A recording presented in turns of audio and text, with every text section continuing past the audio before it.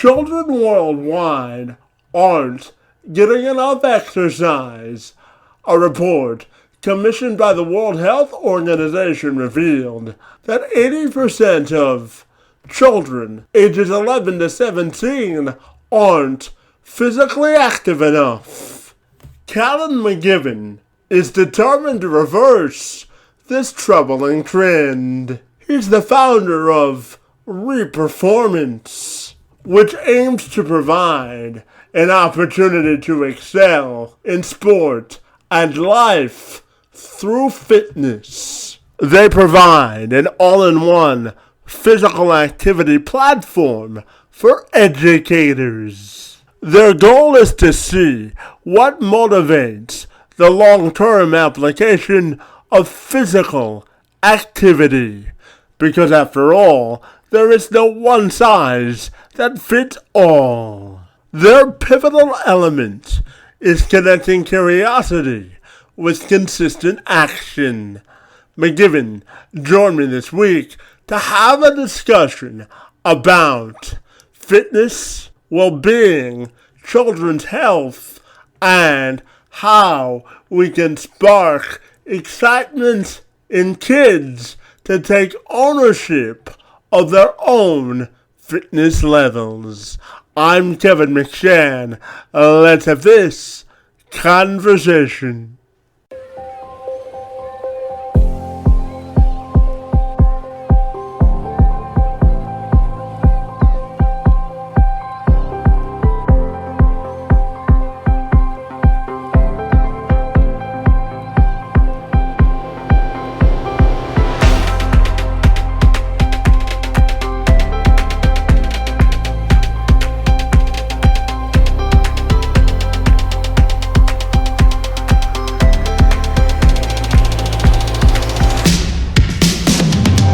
Absolutely. So, Callen, if you're ready, I'll take a moment to welcome you to the program. Man, I'm excited to learn all about your journey in the health and fitness industry. Great to see you this morning, and thank you for being here this morning. Thank you very much for having me. And Callen, I'm curious to ask you all about your journey in health and fitness because you say you're a serial entrepreneur, and I know that your mom had a very big impact on your life. So I'm wondering if you can tell me all about your journey, buddy. Well, I guess I grew up in a well, I actually never really thought it was a tough environment because my mom never really let me alluded to it being hard, you know. But I grew up in a trailer park in northern Ontario, so that was pretty tough. Not access to sports or playgrounds or community centers or anything at all. And well, my mom knew that like being healthy was a huge impact on this pursuit of happiness. So she kind of always would kind of pick up gym equipment that people would be throwing out, and we would bring it to the trailer, and she kind of introduced me to exercise at an early age.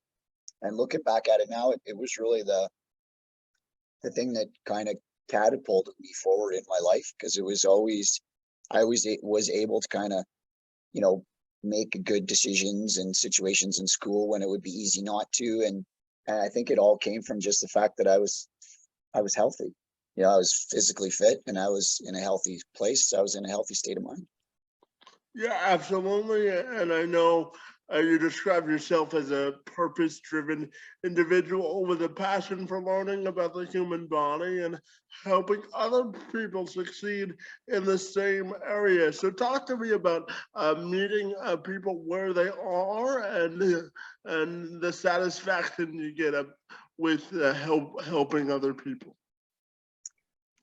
Well, I backing up a bit, I ended up in the training industry, and just by kind of fate.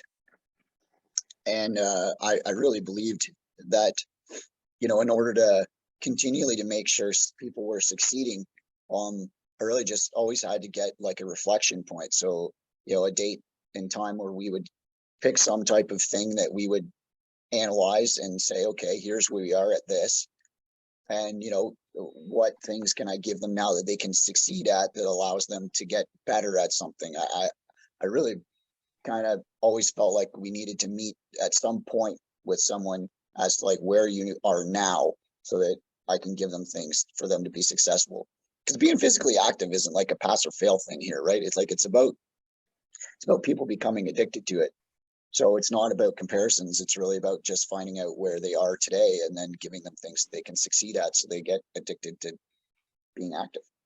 Yeah, Callen, I don't know if you know this about me, but I was born with what's called spastic quadriplegia cerebral palsy, and I've made a commitment to myself to be at least active 10 minutes a day, and I live by the mantra when it comes to fitness as being always active. So I'm curious to get your thoughts on the importance of individuals with disabilities also making fitness a priority.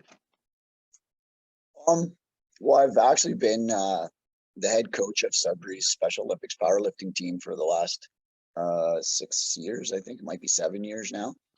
And I actually have a really good friend, Ryan Benoit. He owns Positive Inception. He actually is born with the exact same situation as yourself. I've been working out with him for years, and I don't really look at it any different, any segment of the population. When I see people, I just see people, and every person, no matter what, I guess, advantages or situations you're born with, physical activity is physical activity. I mean, it doesn't really matter. You need to do it no matter what. And if it's, and it just needs to fit in what you're capable of doing so that you have fun with it. If it's 10 minutes a day, it's 10 minutes a day. If it's 3, it's 3, Yeah, absolutely. I always say that we make time for life and prioritize what's important to us, don't we? Yeah, we certainly do. I think that's the trick, right? Is realizing that, your physical health, I guess physical literacy for me, is like having enough love for yourself that you do things for yourself every day to show that you love yourself. So that would be like making good choices with food, making good choices by going to bed at the right time, making good choices by exercising. And that all comes from like a deep, I think, love and understanding and care for yourself. Yeah, absolutely. And I know that you have built your company's focused on a very company-centric and human culture, and you value people's time and that sort of thing in your business. So I'm wondering why building a positive company culture is so important to you. Um, well, I guess being in the training industry, you see, the effect of being physically active and people investing positive time in themselves. So you see the impact it makes in them. So with my companies, I've always focused on that same approach with the staff. So, I've always been, team meetings have been workout driven. Activities that, we do for work as a group have always been activity driven. Very supportive of all staff investing time in activities, whether it be yoga or meditation or, physical activities, canoeing, outdoor stuff. But I've always been kind of building a culture around that because I just figured if I know the impact of it, and if my staff, my team is feeling, amazing every day, then they're going to bring that amazing energy to their job and their loved ones. And that's kind of that's the best outcome I could ever get out of them, would be to have them feel that way about themselves. Yeah, and I know that your mission behind REPerformance is to aim to provide people the opportunity to excel in sports and life through fitness. So I'm wondering if you can tell me all about it. REPerformance was a company that kind of came to life through my best friend, Nick Foligno. He plays in the NHL. He played for Toronto Maple Leafs last year. Now he's in Boston. And we kind of just wanted to, we're both raising families and watching our kids grow up in this environment of fitness and health. And we just started asking questions about, what would it take to have children grow up in an environment where they had all the skills necessary to understand how to be healthy for life.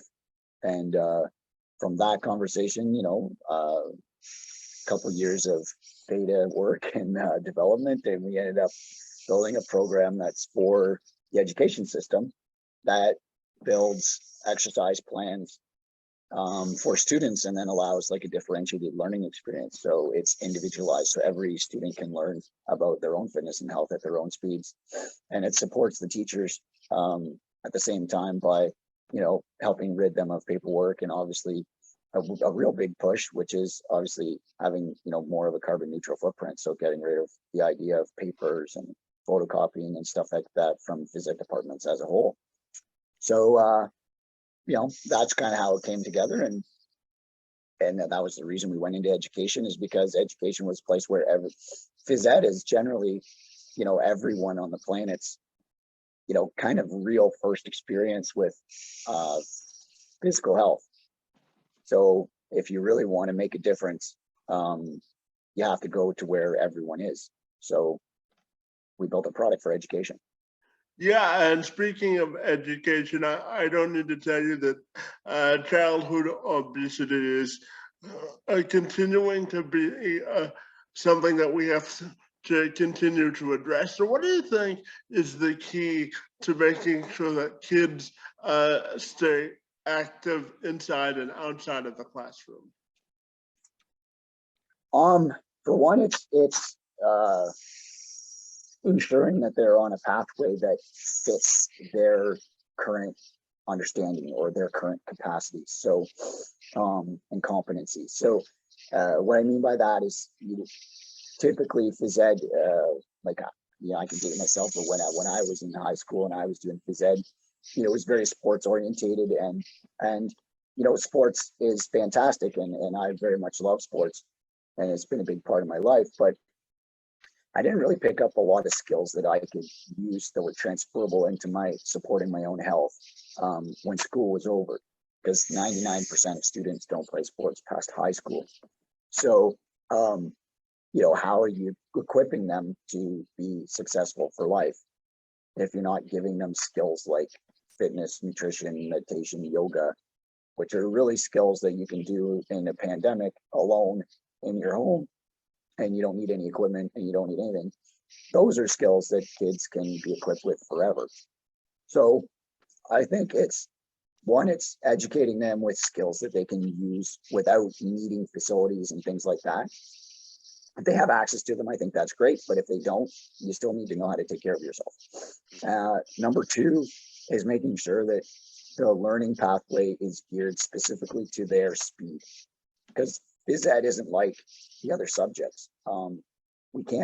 It's not about, achieving a certain number and a pass or a fail. It's about getting you're in your health forever. When you're done high school, you're in your health forever. You may not use biology if you go into, industrial mining equipment sales, but you're going to need health forever. You can't get outside of your own body. You're in it for the rest of your life. So we really need to give kids things that allow them to learn at their own speeds, so that they become confident, they have fun, and when we're having fun and we're confident, we're going to stick to that activity. It's going to become a routine. Yeah, absolutely. And Cal, I'm curious to ask you about creating an atmosphere of fitness accountability and keeping people accountable. How do you think we can build a community where people are held accountable for their fitness goals and objectives? I think that comes from accountability in health that's a good question, because it's kind of a self-accountability, right? So like I should feel accountable to myself. Going back to what I alluded to earlier, I should love myself enough and respect myself enough to do things for me that I know, because I've been educated, that are good for my health. So I think the accountability starts with the self, and then from a community standpoint, if I think as a community we have to really embrace physical activity the same way that we embrace like playing sports. Like as a community, I think it's important that parents or people who have younger siblings or whatever, you can go and play sports with them, but you could also go and do physical exercise with them, or you could go and do yoga with them, or you could do meditations with them, and embracing other types of physical activity the same way as society we've embraced supporting sport. We can embrace and support those other streams of physical activity that will have a bigger impact on society, because a lot larger number of us do not continue to play and be active in sport. Yeah, absolutely. I think creating accountability starts with having your own personal motivation, doesn't it? I would agree. And I think that motivation comes from an understanding, right? So if you have an understanding of your health and that it's important, you're going to have a motivational drive to invest in it. Absolutely. And Callen, I'm curious to ask you, for you, buddy, what's the best part or aspect of living life, and the best part about being Canadian as well? Well, by far the best part of living life is sharing it with other people. If you were, for me, that's what it's always been. It's always been just, looking around at the end of every day and seeing if everyone around me is having fun and getting better. And then that's kind of like my juice for life, I guess you could say. So, and as the best part about, I guess, being a Canadian, what's the best thing about being a Canadian? Well, we live in a pretty amazing country. Has 4 incredible seasons. It's super safe. We're supported by multiple levels, from the I guess the jobs standpoint, from the government standpoint. It's a pretty fantastic place to be. Yeah, absolutely. And Callen, are you a winter, summer, or fall guy, buddy? I'm curious. Kind of all of them. I don't really. I heard of. You don't have a preference one way or the other, huh? Not really. I think if you have the wrong clothes, then you're not going to enjoy yourself. Well, you can always take layers off if you put too many on, right? Yeah, exactly. I mean, if you're not enjoying winter, you're dressed wrong. And Callen, I'm curious, what do you hope your personal and professional legacy to be, buddy? I'm curious. I think that's after it's all said and done, that I was able to bring a very heartwarming and happy feeling and smiles to people's faces.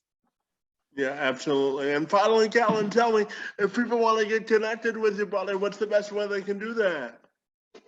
Not really on too much social media, but I do have a LinkedIn profile. So you just go Callen McGibbon at LinkedIn, or you could just contact us myself through our website, which is REPerformanceapp.com.